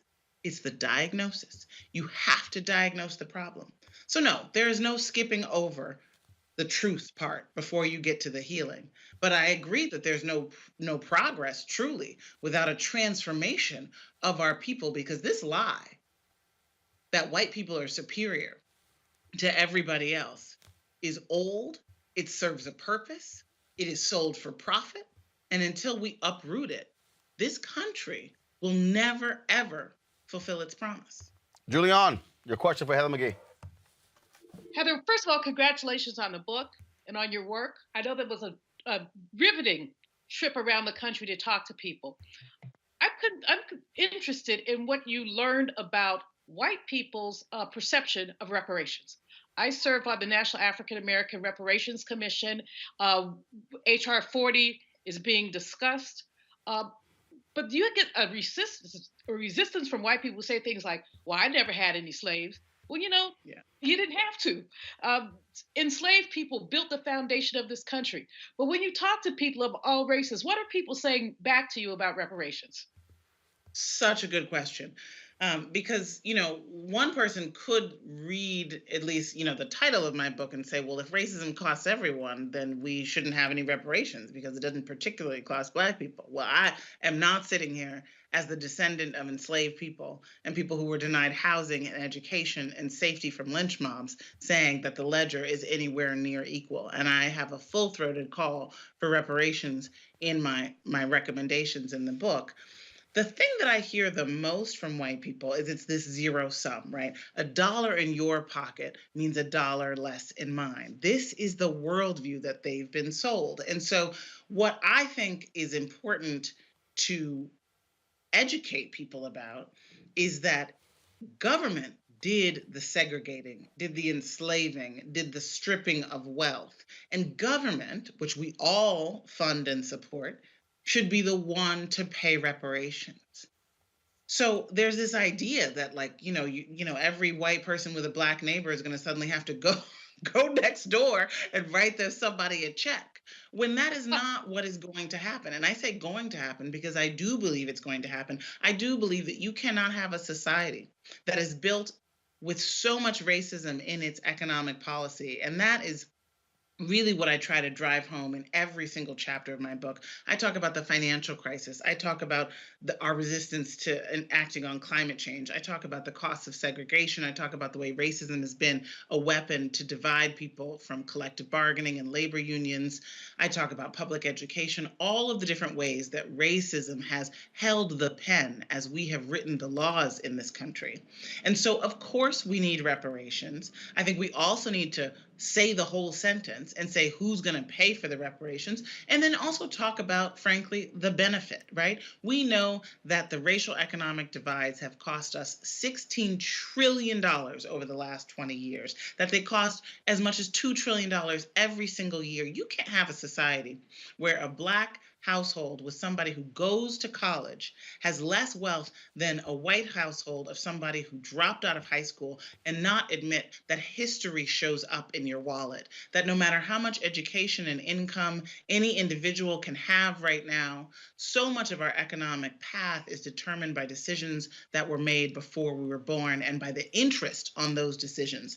So I love that I was able to, in this book, in these conversations and the research that I did, really spell out just how much free stuff the government has given to white people to create the white middle class that currently exists today, from the Homestead Act to the GI Bill to, the subsidization of mortgages and the redlining of mortgages into the 1970s. And so, of course, we have to right that wrong with economic reparations for all of it. And my point is, we will all prosper because of it. So you talked about the issue, obviously, of race in this book. So I'm curious to know, did you include this interaction? Get up here and talk about how racist Robert E. Lee was, but I'm gonna talk about you, Connie. Sitting over there shopping while we talking about Robert E. Lee. This is a picture of you shopping while we talking about racism and history in this country. Only white members of this board You should be doing a two-box of this. Because you don't give a damn, and it's clear. But I'm gonna tell you what the slaves, my ancestors, said about Robert E. Lee, since you don't know history, sister. Let me tell you that they said when he got the plantation, after he got off the field where 27,000 people died at Gettysburg, Connie, Robert E. Lee was a brutal slave master. Not only did when he whooped the slaves, he said, lay it on them hard. After he said, lay it on them hard, he said, put brine on them so it'll burn them. That's what Robert E. Lee did. And you set your arrogant self in here and sit on there shopping while the pain and the hurt of the people of this community is on display, because you don't give a damn and you should resign. You should have resigned 2 years ago when you choked a white man in his house. You should have resigned 2 weeks ago when you got on TV and said foolishness. And you should walk out of here and resign and never come back, because you are the example of racism in this community. You are horrible. Now to the rest of the board. You have an obligation to the people of this community. I take it you wrote a lot about a bunch of Connies in your book, Heather. Gary Chambers, your question for Heather. Heather, do you think that the people that you talk to actually believe the things that they say around, racism not being a big issue, or is it that they know that that narrative benefits them to perpetuate it? Well, first of all, Gary, I'm a huge fan, huge booster of yours online. There have been some people that I have called Connie who have crossed me. We all have a Connie. Such righteousness. I'm so supportive of your campaign. I'm so excited. Keep it on. Thank you. I think it's a mix. I think there are a lot of white people who deeply believe the zero sum, deeply believe the idea that progress for people of color is coming at their expense. It's why the white majority has never supported the Affordable Care Act, even though white people are the largest group of the uninsured. It's why white people went from supporting the idea of a guaranteed income and a guaranteed job for everyone who wanted one. 2/3 of white people wanted that for their country, that this is what we should have in 1960. Then the Civil Rights Movement came along, 1964. That support fell in half to just 1/3, and it stayed low ever since. So it is clearly an animating principle, this idea that anything that brings us into collective action, that would put them shoulder to shoulder with Black and brown people, is something that they are ambivalent about at best and terrified of and disdainful of at worst. So that is very clear. And I think we can't truly understand our politics even before Donald Trump, obviously, but we can't understand the story of the economic decline in this country and the economic decline of manufacturing jobs, the economic decline of how the rich are getting richer and everybody else is struggling to stay ahead, without understanding how white people turned their backs on the formula that supported a middle class back when it was a white middle class. Do I think that there is some sense that I'm just trying to downplay racism because I know that that's the good look for me? Yes, absolutely. But I also think the mind is a tricky thing. And I think that if you look at the media that is targeted at white people, our media that is targeted at people of color, the media that's targeted at progressives, is all over the place. It says lots of different things in a given day, right? The media that is targeted at white people to make them more conservative is laser focused. It is terrorists for breakfast, criminal immigrants for lunch, and inner city thugs for dinner. Rinse and repeat. Well, that will not change because that is exactly their formula for success, and that's why you see them continue what they're doing. Y'all, the book is called The Sum of Us, What Racism Cost Everyone and How We Can Prosper Together by Heather McGhee. Heather, we certainly appreciate it. Thanks a lot. Thank you. All right, folks, if y'all want to support what we do here, Roland Martin Unfiltered, please do so by joining our Bring the Funk fan club. Every dollar you give goes to support the show and what we do. Many of you give there on YouTube. We want you to give directly to us via Cash App, $RM Unfiltered, PayPal.me/R Martin Unfiltered, Venmo.com/RM Unfiltered. Also, Zelle. Send an email to Roland@RolandSMartin.com. You can also send a money order to New Vision Media Inc., 1625 K Street Northwest, Suite 400, Washington, D.C., 2006. And so we certainly want you guys to support what we do to have these type of conversations. Avis, Gary, Julian, thanks a bunch. Y'all heard Heather say that. Gary, of course, is running for that special election to replace Cedric Richmond there for Congress. And so, Gary, we appreciate you taking time off the campaign trail for joining our panel. Folks, thanks a lot. I shall see y'all tomorrow right here on Roland Martin Unfiltered. Of course, Claflin, I'm rocking their shirt. So I told y'all, all the HBCUs, I only rock HBCU gear in the show that I've actually spoken to and visited. And so shout out to the folks at Claflin who sent me this cool sweatshirt as well. I won it before, but it was, they, you know, with the President's Day, so they don't have the damn air on our building, so it's kind of cold. So this is a thick sweatshirt they sent a brother. And so shout out to Claflin. All right, folks, I'll see y'all tomorrow. Holla!